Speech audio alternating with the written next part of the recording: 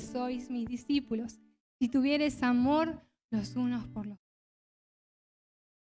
Si el amor de Dios y la paz de Jesús reinan en nuestras vidas, las personas creerán que Cristo vive en nosotros.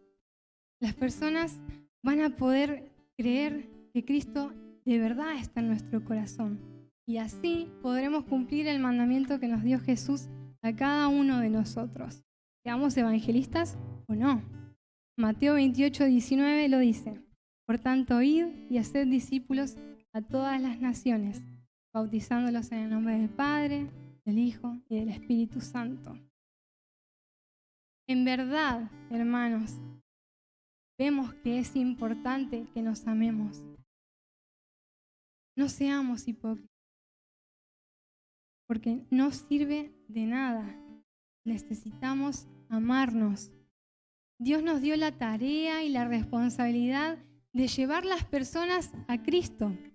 Si no nos amamos, o si solo amamos a los hermanos de la iglesia, o somos hipócritas, nadie va a querer escucharnos. Nadie va a querer escuchar el hermoso evangelio que tenemos para darles. Solamente vamos a estar perdiendo el tiempo. No seamos como los fariseos, que no querían estar ni cerca de los pecadores. No seamos como ellos. Las personas necesitan del amor de Jesús. Mateo 9:10 dice: y aconteció que estando él sentado a la mesa en la casa, he aquí que muchos publicanos y pecadores que habían venido se sentaron juntamente a la mesa con Jesús y sus discípulos. Esta era la situación. Jesús estaba comiendo con publicanos y pecadores. Jesús los estaba escuchando seguramente, les estaba charlando, seguramente se rieron de varias cosas, pero sobre todo Jesús estaba ahí por algo, para darles el amor que ellos necesitaban. Versículo 11. Cuando vieron esto los fariseos, dijeron a los discípulos: ¿por qué come vuestro maestro con los publicanos y pecadores? Se está juntando con los pecadores, se está comiendo con ellos. Eso no hace un verdadero hijo de Dios. Al oír esto, Jesús les dijo: los sanos no tienen necesidad de médico, sino los enfermos. Id pues y aprender lo que significa. Misericordia quiero y no sacrificio, porque no he venido a llamar a justos, sino a pecadores al arrepentimiento. Qué hermoso. Hay unas preguntas que surgieron desde lo más profundo de mi corazón. Y de esas preguntas nació esta predicación. Los invito a que abran sus corazones y respondan sinceramente estas preguntas. Sé que no son fáciles, pero si de verdad queremos seguir a Jesús, es importante que nos las hagamos.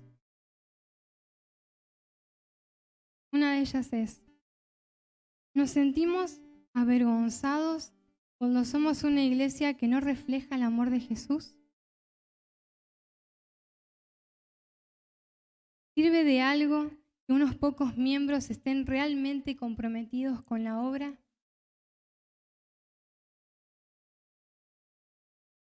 ¿Me molesta cuando otro hermano tiene una idea mejor que la mía o más atinada a lo que se está necesitando? ¿Me molesta?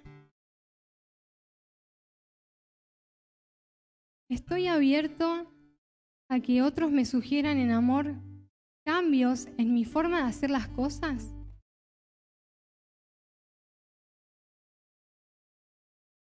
¿Somos conscientes de la magnitud de la responsabilidad que tenemos de ser iglesia en los lugares donde estamos a lo largo de la semana? Dentro del templo y fuera, dentro de nuestra propia casa y fuera, somos conscientes.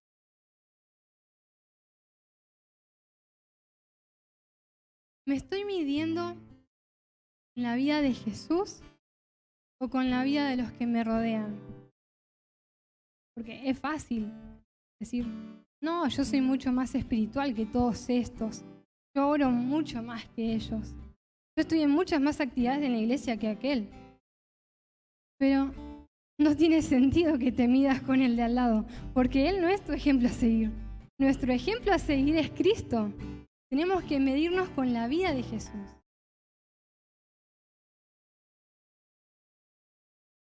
Y por último, ¿realmente sé cómo vivió Jesús?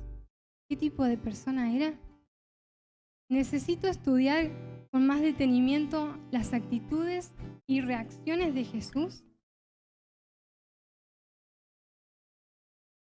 Una de mis maneras de prestar atención a las actitudes de Jesús es esta.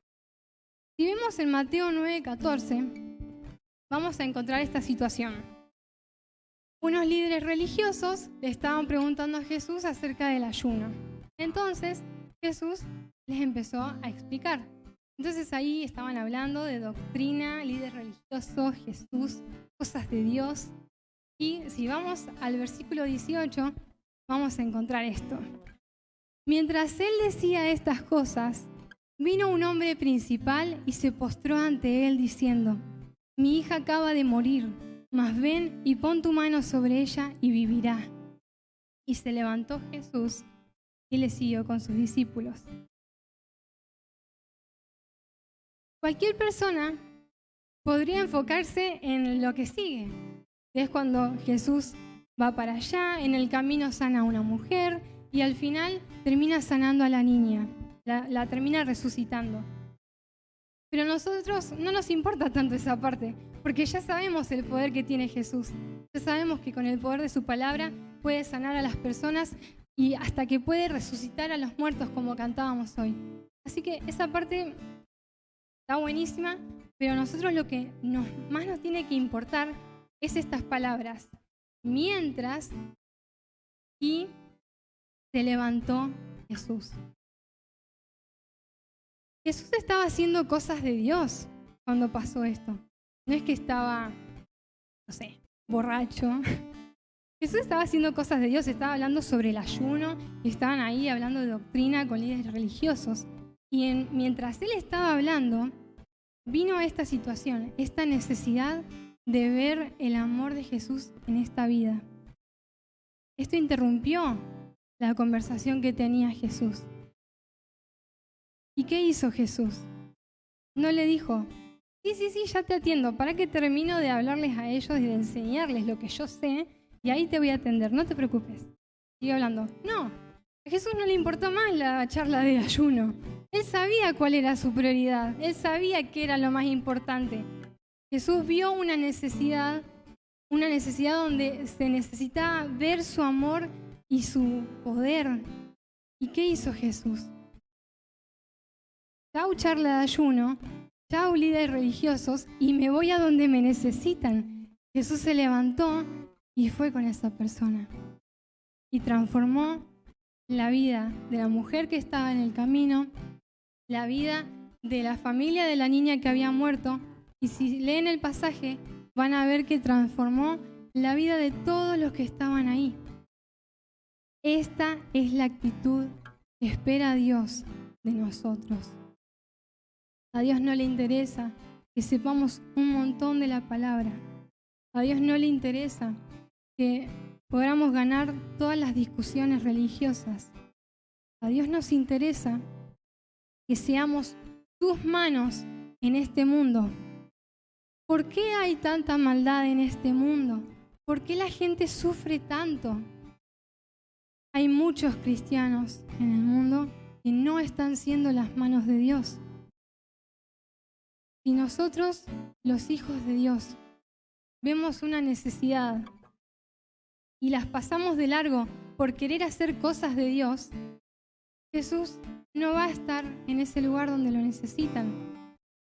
Si hay una persona que está padeciendo alguna necesidad y nosotros pasamos por al lado y seguimos de largo en nuestras cosas de Dios, Dios no va a poder transformar la vida de esa persona.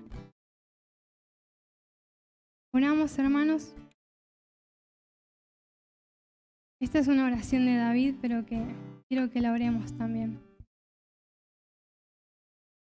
Ten piedad de mí, oh Dios, conforme a tu misericordia. Conforme a la multitud de tus piedades, borra mis rebeliones. Lávame más y más de mi maldad. Límpiame de mi pecado, porque yo reconozco mis rebeliones, Señor. Contra ti solo he pecado. Purifícame con hisopo y seré limpio. Crea en mí, oh Dios, un corazón limpio y renueva un espíritu recto dentro de mí. Oh Señor, te damos gracias. Gracias por tu palabra y porque nos recordás todas estas cosas, lo que de verdad te importa a vos en nuestras vidas, Señor.